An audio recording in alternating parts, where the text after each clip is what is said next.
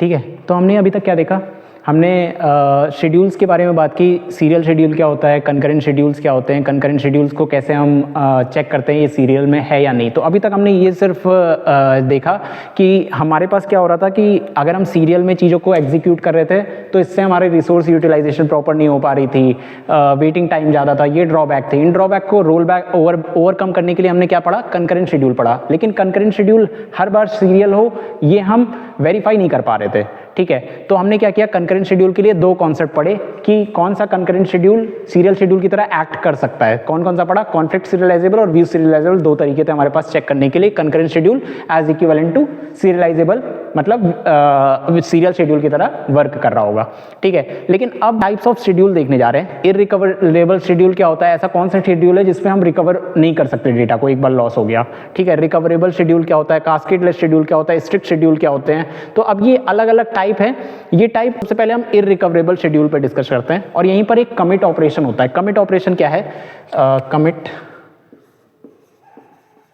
अभी तक हमने कमिट की भी बात नहीं की है, हम क्या कर रहे थे, सिर्फ रीड राइट कर रहे थे। लेकिन असलियत में क्या होता है ना, जब सिस्टम में हम सिस्टम ओपन करते हैं, ऑपरेटिंग सिस्टम के टर्म में समझें तो हमारा क्या होता है, जो हमारा प्रोसेस होता है, जैसे आपने वर्ड खोला तो वर्ड क्या होता है, डायरेक्टली हार्ड डिस्क में थोड़ी ना चीज़ें वो सेव कर रही होती है, हार्ड डिस्क में नहीं सेव कर रही, वो पहले रैम में आती है, रैम में आती है, आप टाइप करते हो। अब मान लो आपने Ctrl+S या फिर उस फाइल को सेव नहीं किया, सिस्टम सीधा क्लोज कर दिया, तो क्या वो डेटा सेव हो गया, नहीं हुआ, ठीक है। तो यही कॉन्सेप्ट है कमिट का, कि आप जब तक डेटा को आप कमिट नहीं करोगे तब तक वो हार्ड डिस्क में सेव नहीं होगा, मतलब इसके डेटाबेस में अपडेट नहीं होगा, ठीक है। तो कमिट क्या करता है, आपके जो आपने चेंजेस किए उस डेटा को प्रॉपर्ली ले जाके वो डेटाबेस में सेव करता है, ठीक है। ये होता है इस कमिट का मतलब, ठीक है। तो इररिकवरेबल शेड्यूल अब हम पहले देखते हैं।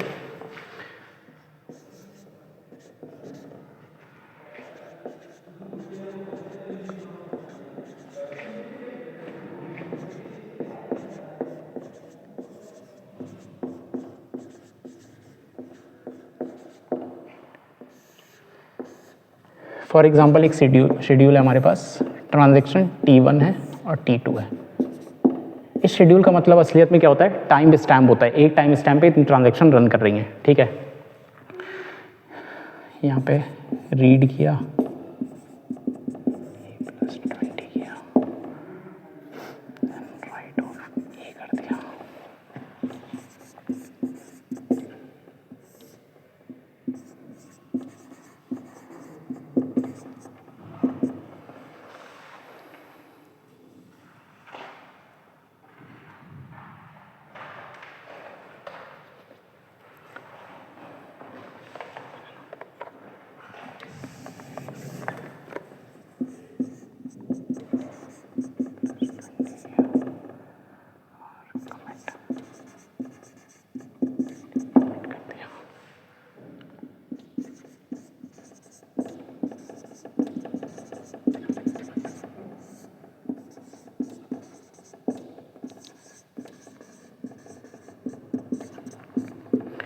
ठीक है। तो पहला शेड्यूल हम देखते हैं, इररिकवरेबल शेड्यूल क्या होता है। इररिकवरेबल शेड्यूल को हम इस एग्जांपल से समझने की कोशिश करते हैं। कोई ए है जो कि डेटाबेस में 100 पड़ा हुआ है और बी 100 पड़ा हुआ है, ठीक है। तो इसने पहले रीड किया तो डेटा आइटम 100 रीड हुआ, देन अपडेट किया तो ए की वैल्यू 120 हो जाएगी, ठीक है। देन इसने राइट किया तो क्या राइट हो जाएगा, 120 हो जाएगा, ठीक है। अब यहाँ पर ये मैं मान के चल रहा हूँ ये लोकल है, मतलब वहाँ डेटाबेस से डेटा नहीं है अभी, ये लोकली है। तो लोकल में क्या हो गया 120, ये शेयरेबल रिसोर्सेज हैं, ठीक है। तो इनको रैम से ही उठा लेगा डेटा, ठीक है, ऐसा मान के चलो। तो यहाँ पे 120 हुआ, देन ये रीड क्या हुआ 120, ठीक है। देन 120 + 20 इसने क्या किया 140 कर दिया उस डेटा आइटम को। राइट करने के बाद कमिट किया, इस पॉइंट ऑफ टाइम पे ये कमिट हो गया मतलब ये डेटा कहाँ सेव हो गया, क्लाउड या फिर जो भी डेटाबेस है वहां पे जाके 140 सेव हो गया, ठीक है। देन क्या हुआ, अब ये आया रीड बी किया तो 100 हुआ, लेकिन किसी तरीके से कोई फेलियर जनरेट हो गया। मान लेते हैं इस पॉइंट ऑफ टाइम पे कोई फेलियर जनरेट हो गया, ठीक है। अब फेलियर जनरेट हुआ इस पॉइंट ऑफ टाइम पे रीड बी करने के बाद, तो देखो अब इसका काम क्या होगा, ये पूरी ट्रांजैक्शन रोल बैक होगी। ये कमिट नहीं थी तो ये तो रोल बैक होगी, ठीक है, लेकिन ये तो कमिट कर गया था, तो क्या अब इसका रोल बैक पॉसिबल है? नहीं है। तो रोल बैक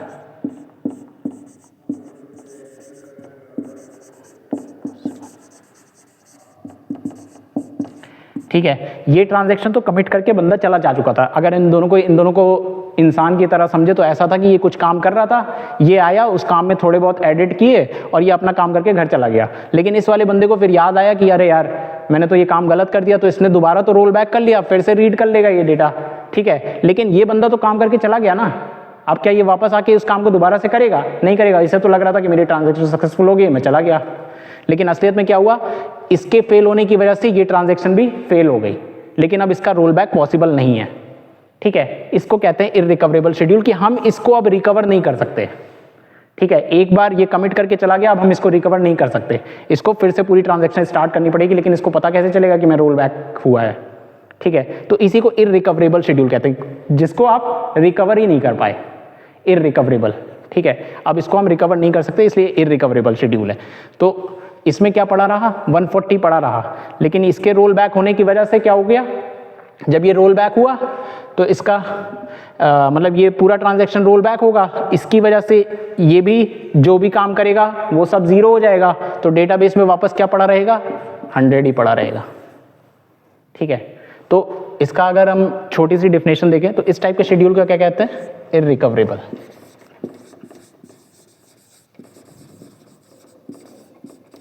ठीक है, अगर इसको हम देखें, इफ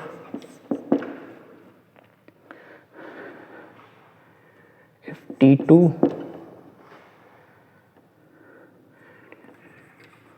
मतलब if T1 and T2 uses same data point लिख सकते हो,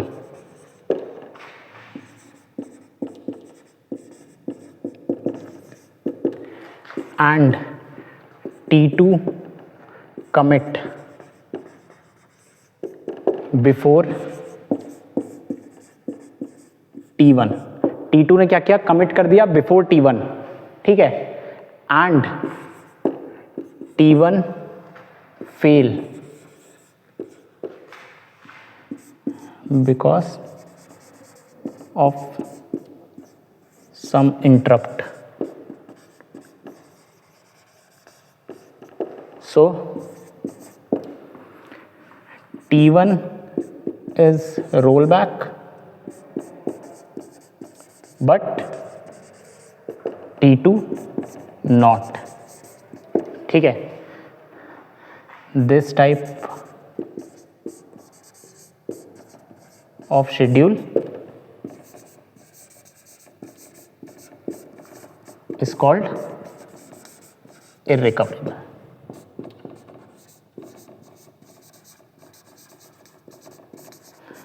ठीक है। क्या लिखा हुआ है, if T1 and T2 uses the same data point, ऐसा नहीं होना चाहिए यहाँ RA है और यहाँ RB है, ठीक है। अगर डेटा पॉइंट ही अलग है तो क्या फिर उनके कोई वो दोनों एक दूसरे पे डिपेंड हुए, नहीं हुए। तो if T1 and T2 uses the same data point, या फिर लिख सकते हो डिपेंडेंट है, अगर ये ट्रांजेक्शन्स डिपेंडेंट है एक दूसरे पर, ठीक है।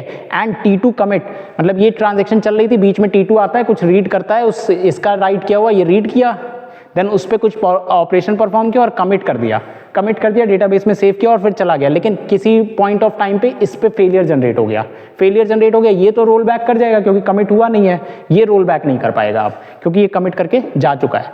तो ये लिखा before T1 and T2 commit before T1 and T1 fails because of some interrupt generate हुआ होगा, तभी ऐसा कुछ फेलियर जनरेट होता है। So T1 is roll back but T2 not, this type of schedule is called irrecoverable schedule, ठीक है। तो ये था irrecoverable schedule. Recoverable, finally irrecoverable schedule क्या है, ठीक है। किसी भी ट्रांजैक्शन के बीच में ऐसी कोई ट्रांजैक्शन नहीं आनी चाहिए जो कमिट करके भाग रही हो, ठीक है। ये है इररिकवरेबल शेड्यूल। तो अब इसको रिकवरेबल में कैसे कन्वर्ट करें, तो क्या करना है, ठीक है।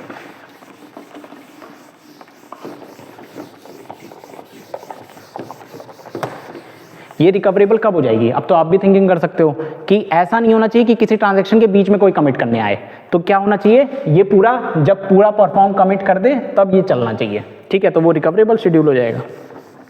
तो क्या हो जाना चाहिए यहाँ,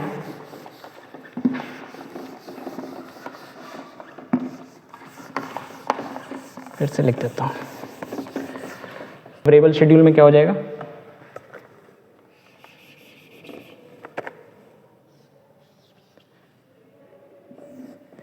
रीड ऑफ ए हुआ, ए में आपने कुछ चेंज किया, मैं अब डायरेक्ट लिख रहा हूँ, राइट ऑफ ए किया, देन रीड ऑफ बी किया, राइट ऑफ बी किया और कमिट कर दिया।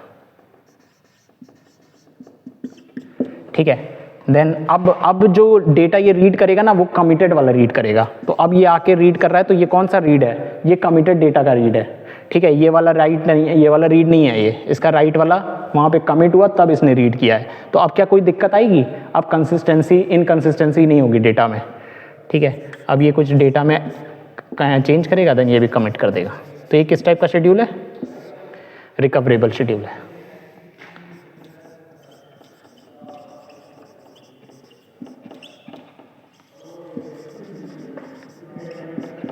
ठीक है, ये रिकवरेबल शेड्यूल है। तो अगर हम इसकी छोटी सी डेफिनेशन देखना चाहें तो क्या लिख सकते हैं, इफ T2 कमिट, मतलब T2 डिपेंड्स ऑन T1, मतलब सेम डेटा पॉइंट को अगर शेयर कर रहा है तभी तो ये रिकवरेबल और रिकवरेबल होगा। If T2 depends on T1 and T1 commit before T2, then this type of schedule called recoverable। अब मैं एक क्वेश्चन लिखता हूँ, आप बताना वो रिकवरेबल है या इररिकवरेबल है। ठीक है,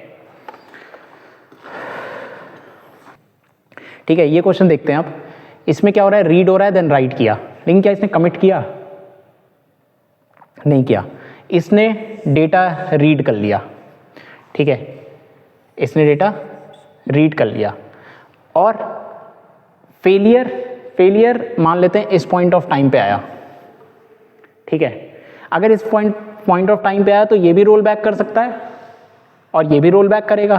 तो क्या ये ट्रांजैक्शन गायब हुई, नहीं गायब हुई। तो ये किस टाइप का शेड्यूल है, रिकवरेबल शेड्यूल है, क्योंकि हम रिकवर कर पाए। अगर ये कमिट कर देता इससे पहले तो हम रिकवर नहीं कर सकते थे शेड्यूल को, लेकिन यहां पर इसने कमिट किया, क्या नहीं किया।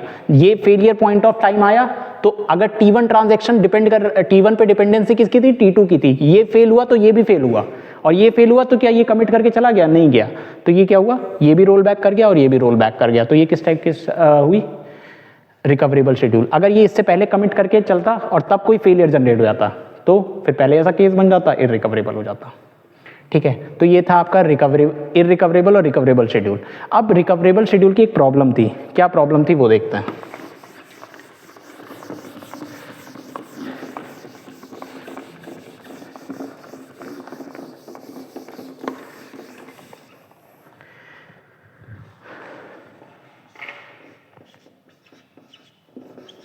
प्रॉब्लम क्या थी, मेरे पास n नंबर ऑफ ट्रांजैक्शन है किसी शेड्यूल के अंदर। ठीक है, एक शेड्यूल है T1, T2, T3, T4, Tn number of transaction है। ठीक है, इसने कुछ ऑपरेशन परफॉर्म किया, रीड किया देन राइट किया। ठीक है, देन इसने भी परफॉर्म किया,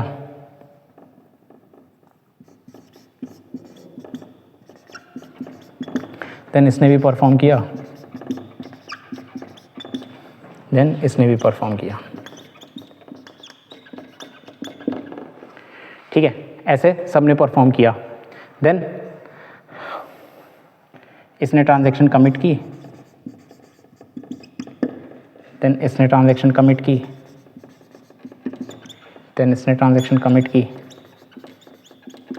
ऐसे इसने भी कमिट की। ठीक है, तो इससे हो क्या रहा है,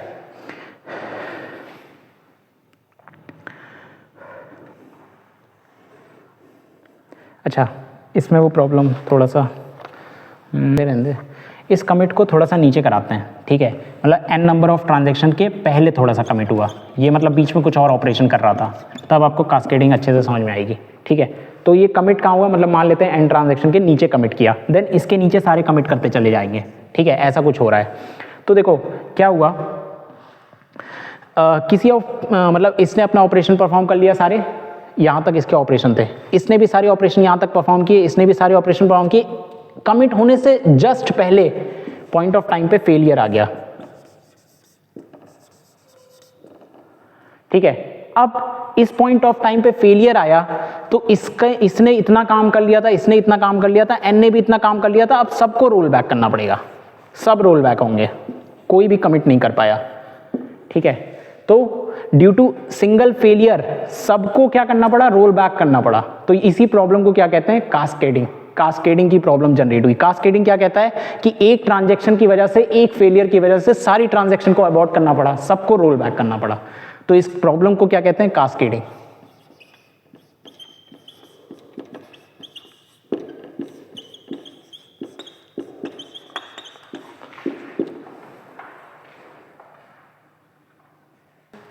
ठीक है, तो ये प्रॉब्लम किस में आएगी, इररिकवरेबल शेड्यूल में नहीं आएगी, सिर्फ ये प्रॉब्लम किस में एग्जिस्ट करती है, रिकवरेबल शेड्यूल में। ठीक है, तो अब इस प्रॉब्लम को ओवरकम करने के लिए कौन आया, तीसरा आया, कास्केड शेड्यूल। तो हम कास्केडलेस शेड्यूल क्यों पढ़ते हैं, आपको ये समझ में आया होगा। रिकवरेबल में क्या दिक्कत थी, एक के सिंगल फेलियर से सारी ट्रांजैक्शन को रोल बैक करना पड़ रहा था, तो इसी वजह से क्या कॉन्सेप्ट आया, कास्केडलेस शेड्यूल का। तो अब वो डिस्कस करते हैं। ठीक है, तो कास्केडलेस शेड्यूल क्या होता है, कास्केडलेस शेड्यूल कहता है, हमने क्या रिकवर में क्या दिक्कत थी, एक के फेलियर से सब फेल हो जा रहा था, लेकिन कास्केडलेस ये रिस्ट्रिक्ट कर देता है कि आप रीड आफ्टर राइट नहीं कर सकते।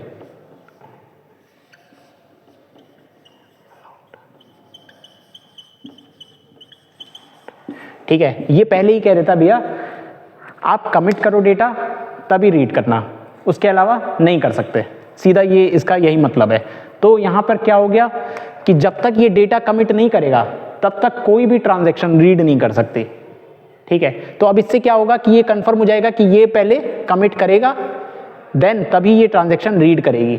यहां पर ऐसा नहीं होना चाहिए इसने कमिट नहीं किया और इसने रीड कर लिया, ये इस चीज को रिस्ट्रिक्ट कर देता है, इसीलिए ये क्या है, कास्केडलेस। तो अब ये वो वाली प्रॉब्लम खत्म हो गई ना कि अगर ये कमिट नहीं किया डेटा और ये रोल बैक हो गया किसी फेलियर से तो ये सारे रोल बैक होंगे, ये प्रॉब्लम खत्म हो गई क्योंकि कमिट हो गया मतलब वो ट्रांजैक्शन पूरी चल चुकी। ठीक है, तो इसी को कहते हैं कास्केडलेस। और कास्केडलेस की अगर हम ये एक नोट करके लिख लेना, every cascadeless schedule is recoverable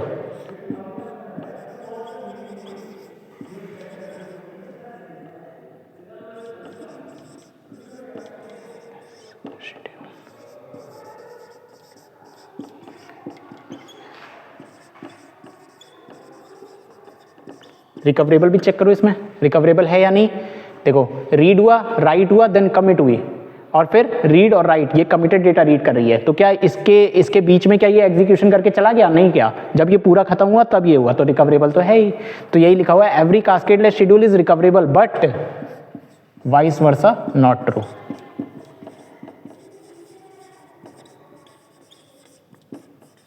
क्या हर रिकवरेबल शेड्यूल कास्केड था, नहीं था, हमने चेक किया था ना कि कमिट ये बाद में कर रहा था और कहीं कहीं पे फेलियर आ गया तो सबको फेल होना पड़ रहा था, सबको रोल बैक करना पड़ रहा था। तो ये एक पॉइंट आ जाता है, कभी गेट में थ्योरी में पूछ लेगा, तो ये याद रखना, every cascadeless schedule is recoverable but vice versa not true. तो ये था कास्केडलेस शेड्यूल। अब एक होता है स्ट्रिक्ट। स्ट्रिक्ट शेड्यूल क्या होता है,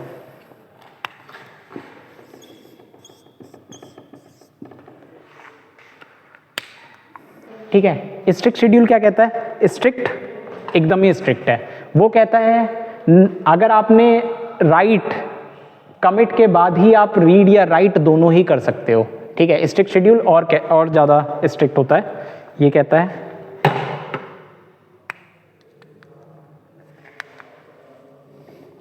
यहीं पे बता देता हूँ। स्ट्रिक्ट शेड्यूल, कोई ट्रांजैक्शन T1 है और T2 है, रीड ए, राइट ए, कमिट। अब इस कमिट के बाद ही आप यहाँ पे रीड या राइट परफॉर्म कर सकते हो, उससे पहले नहीं कर सकते। तो ये क्या कहता है, रीड आफ्टर राइट या right after right. Both not allowed.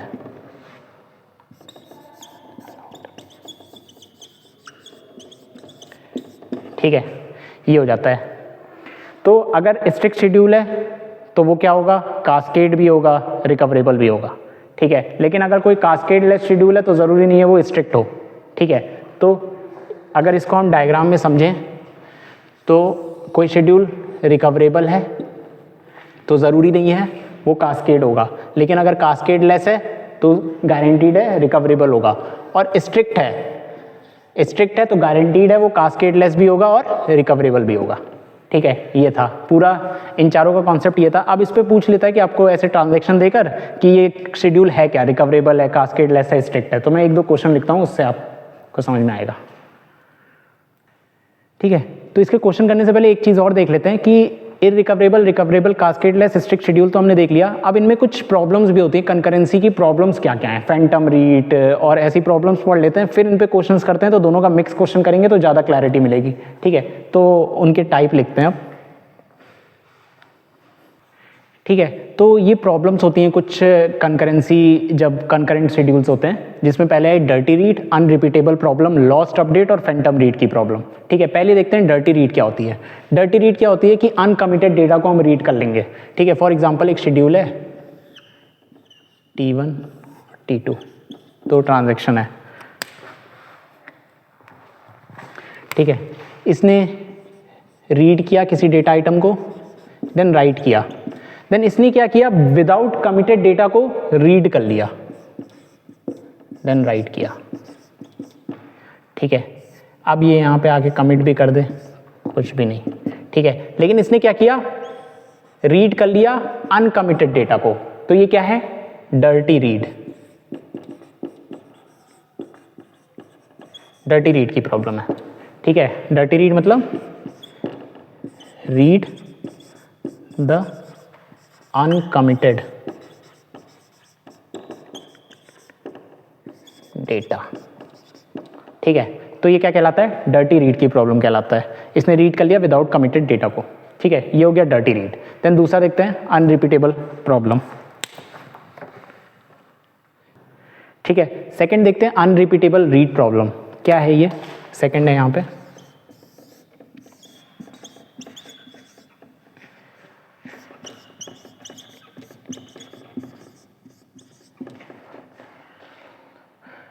Problem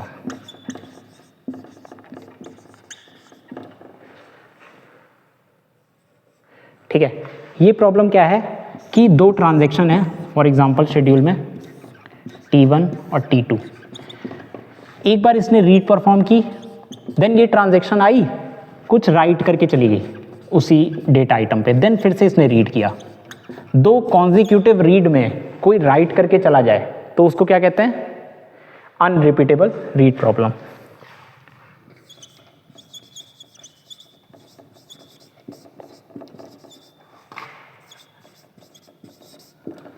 to consecutive read के बीच में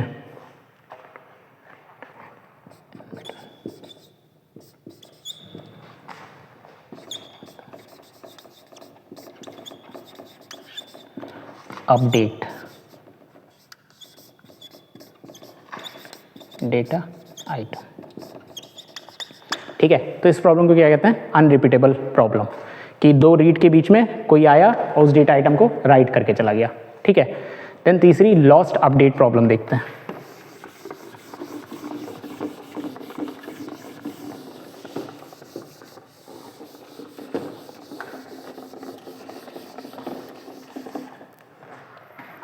थर्ड है लॉस्ट अपडेट। लॉस्ट अपडेट क्या होता है, ये बहुत कॉमन है। लॉस्ट अपडेट नाम से ही क्लियर है। कैसे, एक शेड्यूल है T1, हमने ब्लाइंड राइट पढ़ा था। ठीक है, कुछ इसको शायद ब्लाइंड राइट भी कहते हैं, ये ब्लाइंड राइट की तरह भी काम करता है। ठीक है, इसने ट्रांजैक्शन में रीड किया, देन A = A+50 किया, देन राइट किया। ठीक है, लेकिन ये ट्रांजैक्शन आई और कहती है सीधा A में 500 डाल दो और राइट कर दो विदाउट रीड, तो ये क्या कहलाया, अपडेट लॉस्ट हो गया, ये बिना रीड किए कुछ भी लिख कर चला गया, तो इसी को क्या कहते हैं, लॉस्ट अपडेट या फिर ब्लाइंड राइट। ठीक है, बिना कुछ पढ़े रीड किए क्या लिखा है क्या नहीं, वो आया सीधा राइट करके चला गया, वो क्या कहलाता है, लॉस्ट अपडेट या फिर ब्लाइंड राइट। एक होती है लास्ट फैंटम रीड। ठीक है, फैंटम रीड, फैंटम रीड क्या कहती है,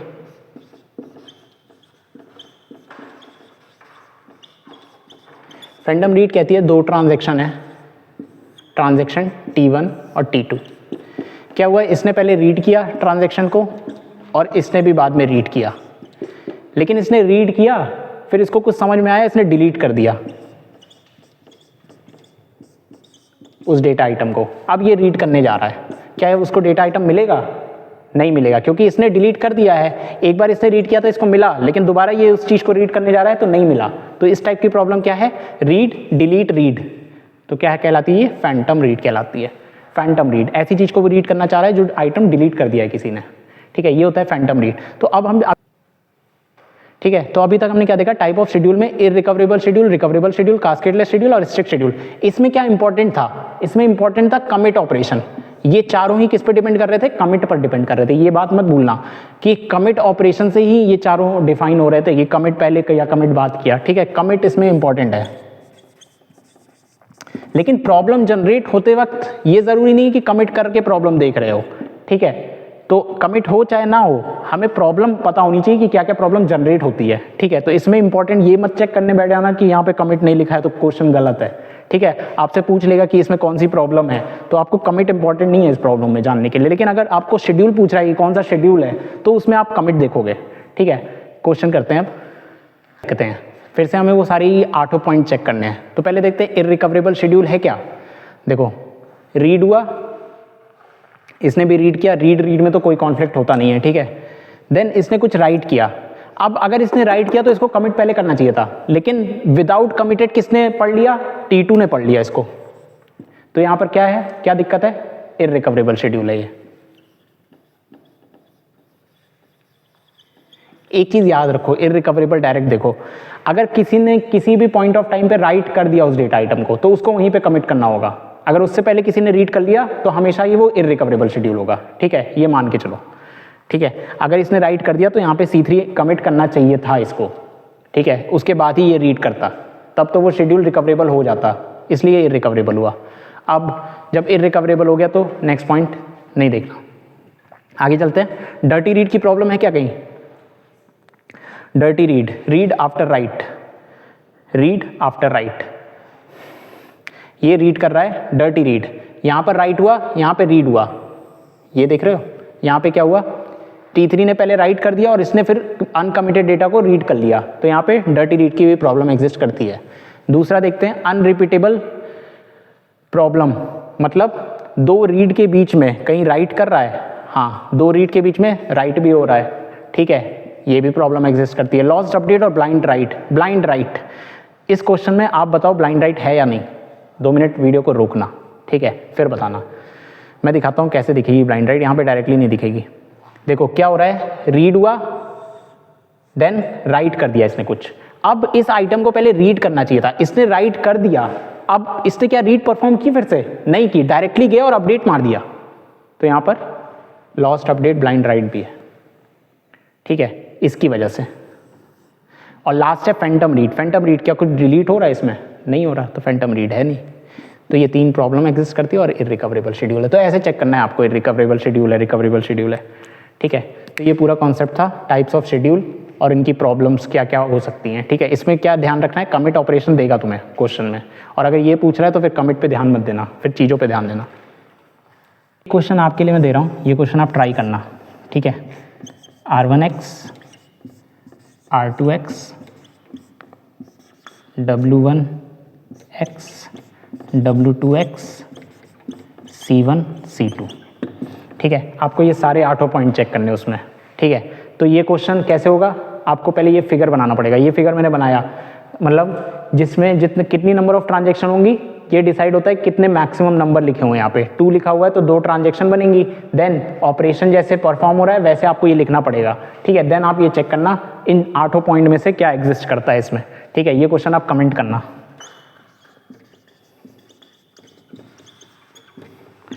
ठीक है। ये था पूरा।